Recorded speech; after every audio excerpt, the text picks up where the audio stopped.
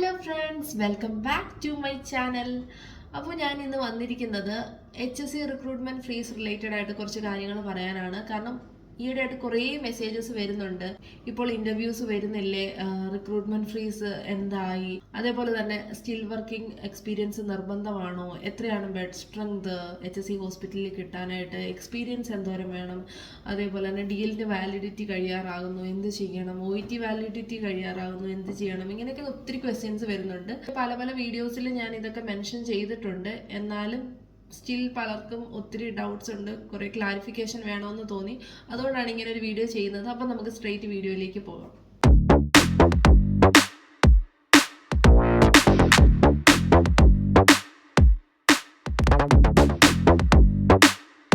അയർലൻഡിന്റെ paper work ചെയ്യുന്ന എല്ലാവർക്കും അറിയാം, HSC റിക്രൂട്ട്മെന്റ് ഫ്രീസ് നടന്നുകൊണ്ടിരിക്കുകയാണ്. ഇപ്പം പാർഷ്യൽ റിക്രൂട്ട്മെന്റ് ഫ്രീസ് എന്ന് പറയാം. കാരണം പലയിടത്തും റിക്രൂട്ട്മെന്റ് നടക്കുന്നുണ്ട്.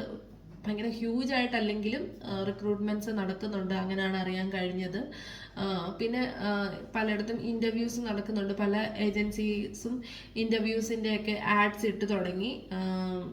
KCRഉം CPLഉം അങ്ങനെയൊക്കെ ഏജൻസീസൊക്കെ ആഡ്സ് ഇട്ട് തുടങ്ങി. പക്ഷേ ഈ ഏജൻസീസിൻ്റെയൊക്കെ ഇൻ്റർവ്യൂസ് കഴിഞ്ഞവർ പറയുന്നത്, ഇൻ്റർവ്യൂസ് കഴിഞ്ഞ് കുറച്ച് ഒരു 1-2 വീക്സ് ഒക്കെ കഴിയുമ്പോഴത്തേക്ക് അവർക്ക് മെയിൽ വരുന്നുണ്ട്, still there is long delay, പിന്നെ വേറെ റെസ്പോൺസ് ഒന്നുമില്ല. സോ ഇൻ്റർവ്യൂസ് കഴിഞ്ഞാലും ഡിലേ ആയിട്ട് വെയിറ്റ് ചെയ്യുന്നവരുണ്ട്, കോൺട്രാക്റ്റ് കിട്ടാത്തവരുണ്ട്, RCSI എക്സാം ഡേറ്റ് മാറ്റിയവരുണ്ട്. സോ ഈ വീഡിയോ കാണുന്നവരിൽ അങ്ങനെ ആരെങ്കിലും ഒക്കെ ഉണ്ടെങ്കിൽ നിങ്ങൾ കമൻറ്റ് ചെയ്യുക.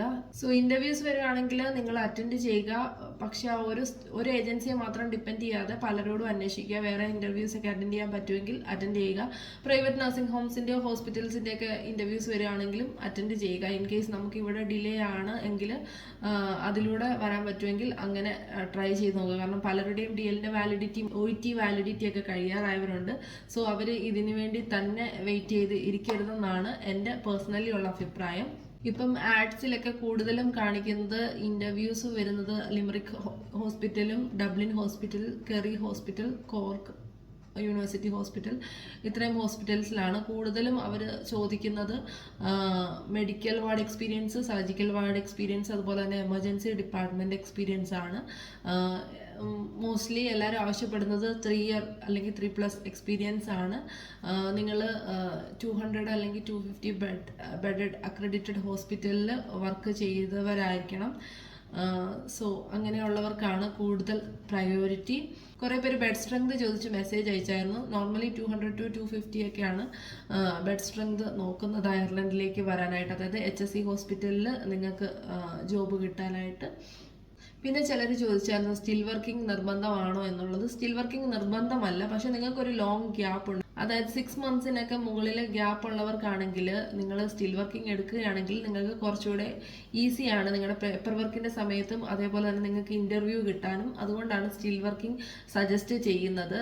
പിന്നെ നിങ്ങളിപ്പം ഒരു ജോലി ചെയ്തുകൊണ്ടിരിക്കുന്നവർ റിസൈൻ ചെയ്തിട്ട് OET IELTS ഒക്കെ പഠിച്ചു, ഒരു 2-3 തവണയൊക്കെ എഴുതിയിട്ടാണ് നിങ്ങൾ പാസ്സാകുന്നതെങ്കിൽ ആ പഠിച്ചുകൊണ്ടിരിക്കുന്ന സമയത്തും ഒരു ഗ്യാപ്പ് വരാനുള്ള ചാൻസ് ഉണ്ടല്ലോ. സോ അങ്ങനെയുള്ള സാഹചര്യത്തിൽ നിങ്ങൾ നിങ്ങളുടെ പേപ്പർ വർക്ക് ഒക്കെ ചെയ്യുന്ന സമയത്ത് നിങ്ങൾ സ്റ്റിൽ വർക്കിംഗ് എടുക്കാമെങ്കിൽ അത് നിങ്ങൾക്ക് യൂസ്ഫുൾ ആയിരിക്കും. നിങ്ങൾ സ്റ്റിൽ വർക്കിംഗ് എക്സ്പീരിയൻസ് എടുക്കുമ്പോൾ നിങ്ങൾ കയറുന്ന ഹോസ്പിറ്റലിൽ നിങ്ങൾ മെൻഷൻ ചെയ്യുക നിങ്ങൾ 6 months വർക്ക് ചെയ്തുള്ളൂ, ഇതിൻ്റെ ഇടയ്ക്ക് നിങ്ങൾക്കൊരു സ്റ്റിൽ വർക്കിങ്ങിൻ്റെ സർട്ടിഫിക്കറ്റ് വേണം, അങ്ങനെയൊക്കെ മെൻഷൻ ചെയ്യുക. അതപ്പോൾ നിങ്ങൾക്ക് പേപ്പർ വർക്കിൻ്റെ സമയത്ത് സബ്മിറ്റ് ചെയ്യാം. അതുപോലെ തന്നെ ഇൻ്റർവ്യൂവിൻ്റെ സമയത്തും നിങ്ങൾക്ക് പറയാം സ്റ്റിൽ വർക്കിംഗ് എക്സ്പീരിയൻസ് ഉണ്ടെന്ന്. സോ അപ്പോൾ നിങ്ങൾക്ക് കുറച്ചുകൂടെ പ്രയോറിറ്റി അവർ തരും. അതുകൊണ്ടാണ് സ്റ്റിൽ വർക്കിംഗ് എടുക്കുന്നത് നല്ലതാണെന്ന് പറയുന്നത്. ഒരിക്കലും നിർബന്ധമാണെന്ന് എവിടെയും പറഞ്ഞിട്ടില്ല. അതേപോലെ തന്നെ എക്സ്പീരിയൻസിൻ്റെ കാര്യം, HSCയിൽ കൂടുതലും നോക്കുന്നത് 3 years അല്ലെങ്കിൽ 3+ എക്സ്പീരിയൻസ് ഉള്ളവരെയാണ്. അല്ലാത്തവർക്ക് കൂടുതലും പ്രൈവറ്റ് നഴ്സിംഗ് ഹോംസിലൊക്കെയാണ് കിട്ടുന്നത്. ഈയിടെ എനിക്കറിയാൻ കഴിഞ്ഞത് 3 yearsൽ കുറവുള്ളവർക്കും HSCയിൽ കയറാം. പക്ഷേ അവർക്ക് ക്രിട്ടിക്കൽ സ്കിൽ വർക്ക് പെർമിറ്റ് കിട്ടത്തില്ല, ജനറൽ വർക്ക് പെർമിറ്റിലായിരിക്കും കയറുന്നത് എന്നുള്ളതാണ്. 3 yearsന് മുകളിലുള്ളവർക്ക് ക്രിട്ടിക്കൽ സ്കിൽ വർക്ക് പെർമിറ്റ് HSCയിൽ കിട്ടത്തുള്ളൂ എന്നറിഞ്ഞു. എനിക്കിതിനെക്കുറിച്ച് കൂടുതൽ ഡീറ്റെയിൽസ് അറിയത്തില്ല. ഒരാൾക്ക് വന്ന മെയിലിൻ്റെ ഒരു പോർഷൻ ഞാൻ അതിൻ്റെ സൈഡിൽ കാണിച്ചേക്കാം, അപ്പോൾ നിങ്ങൾക്ക് മനസ്സിലാവും. സോ അങ്ങനെ ഉള്ള കേസിലാണെങ്കിൽ നിങ്ങൾ ജനറൽ വർക്ക് പെർമിറ്റിൽ വരാതിരിക്കുക, നിങ്ങൾ ക്രിട്ടിക്കൽ സ്കില്ലിൽ വരാൻ നോക്കുക. കാരണം നിങ്ങൾ നേഴ്സാണ്. കാരണം ജനറൽ വർക്ക് പെർമിറ്റിൽ വരുമ്പോഴത്തേക്ക് ഫാമിലി റീയൂണിഫിക്കേഷൻ കുറച്ച് പാടാണ്, കുറച്ച് ടൈം എടുക്കും. ക്രിട്ടിക്കൽ സ്കിൽ വർക്ക് പെർമിറ്റ് ആണെങ്കിൽ നിങ്ങൾക്ക് 6 months നിങ്ങൾക്ക് ഫാമിലിയെ കൊണ്ടുവരാൻ പറ്റും. സോ വരുമ്പോൾ നിങ്ങൾ ക്രിട്ടിക്കൽ സ്കിൽ വർക്ക് പെർമിറ്റിൽ വരിക. HSCയിൽ അത് പോസിബിൾ അല്ലെങ്കിൽ നിങ്ങൾ പ്രൈവറ്റ് ത്രൂ വരിക. നിങ്ങൾ 2 year വർക്ക് ചെയ്ത് കഴിയുമ്പോഴത്തേക്ക് നിങ്ങളുടെ കോൺട്രാക്ട് പീരീഡ് കഴിയുമ്പോൾ നിങ്ങൾക്ക് HSCയിലേക്ക് മൂവ് ചെയ്യാം. ഇപ്പോഴും നഴ്സിംഗ് ഹോമിൽ നിന്ന് 2 year കഴിഞ്ഞിട്ട് HSCയിലേക്ക് മൂവ് ചെയ്യുന്ന ഒത്തിരി പേരുണ്ട്. ഈ റീസെൻ്റ്ലിയും ഇൻ്റർവ്യൂസ് ഉണ്ടായിരുന്നു. ഇവിടെ തന്നെ അയർലൻഡിൽ തന്നെ ഉള്ളവർ HSCയിലേക്ക് മൂവ് ചെയ്തിട്ടുണ്ട്. സോ അങ്ങനെ ചെയ്യാം, അത് കുറച്ചുകൂടി ഈസി ആയിരിക്കും. അപ്പം മാക്സിമം പെട്ടെന്ന് നിങ്ങളുടെ DLൻ്റെ വാലിഡിറ്റിയും OET വാലിഡിറ്റി ഒക്കെ കഴിയുന്നതിന് മുന്നേ തന്നെ പ്രൈവറ്റ് ഹോസ്പിറ്റലോ പ്രൈവറ്റ് നഴ്സിംഗ് ഹോംസ് ആണെങ്കിലും നിങ്ങൾ കയറി വരിക. നിങ്ങൾക്ക് പിന്നെ HSCയിലേക്ക് മൂവ് ചെയ്യാവുന്നതാണ്.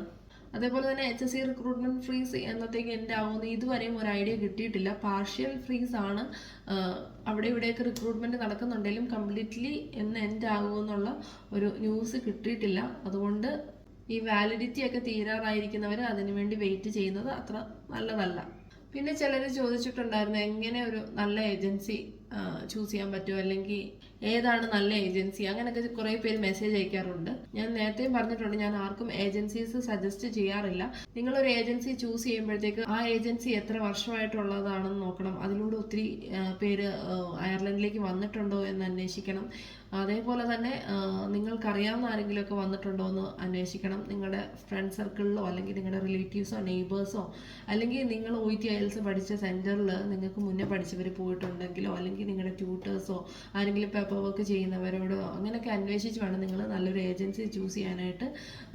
എന്നിട്ട് അവരവിടെ എത്തിയിട്ടുണ്ടോ, സേഫ് ആണോ, വർക്ക് സ്റ്റാർട്ട് ചെയ്തോ, ഇങ്ങനെയൊക്കെയുള്ള കാര്യങ്ങൾ ഒന്ന് അന്വേഷിച്ചിട്ട് നിങ്ങൾ ഏജൻസി ചൂസ് ചെയ്യുക. അതിന് നിങ്ങൾ മാക്സിമം ഈ OET IELTS ഒക്കെ പഠിക്കുന്ന സമയത്ത് നിങ്ങൾക്ക് മുന്നേ പാസ്സായിട്ടുള്ളവരോടൊക്കെ ജസ്റ്റ് ഒന്ന് കോണ്ടാക്റ്റ് വെക്കുന്നത് നല്ലതായിരിക്കും. അല്ലാതെ ഒരു ആഡ് കണ്ടെന്ന് പറഞ്ഞ് നിങ്ങൾ ആ ഏജൻസിയെ കോണ്ടാക്ട് ചെയ്ത് അവരിപ്പോൾ ഇത്ര എമൗണ്ട് ചോദിച്ചു കഴിഞ്ഞാൽ അതങ്ങ് എടുത്ത് കൊടുക്കരുത്. കാരണം ഒത്തിരി പേര് ചീറ്റ് ചെയ്യപ്പെടുന്നുണ്ട്. സോ ഇതൊക്കെ നമ്മളിൽ പലർക്കും അറിയാവുന്ന കാര്യമാണെങ്കിലും ഇങ്ങനെയുള്ള സാഹചര്യങ്ങളിൽ നമ്മൾ മറന്നു പോകും. അതുകൊണ്ടാണ് ഞാനിത് ഒന്നുകൂടെ പറയുന്നത്. പല വീഡിയോസിൽ ഇത് മെൻഷൻ ചെയ്തിട്ടും ഉള്ളതാണ്. സോ അത്രയൊക്കെയുള്ള ഇന്നത്തെ വീഡിയോ നിങ്ങൾക്ക് യൂസ്ഫുൾ ആയിരിക്കും എന്ന് വിശ്വസിക്കുന്നു. വീഡിയോ ഇഷ്ടപ്പെട്ടെങ്കിൽ വീഡിയോ ലൈക്ക് ചെയ്യാനും ഷെയർ ചെയ്യാനും കമൻറ്റ് ചെയ്യാനും ഒപ്പം സബ്സ്ക്രൈബ് ചെയ്യാനും മറക്കരുത്. മറ്റൊരു യൂസ്ഫുൾ വീഡിയോ ആയിട്ട് കാണുന്നവരെ ബൈ ബൈ.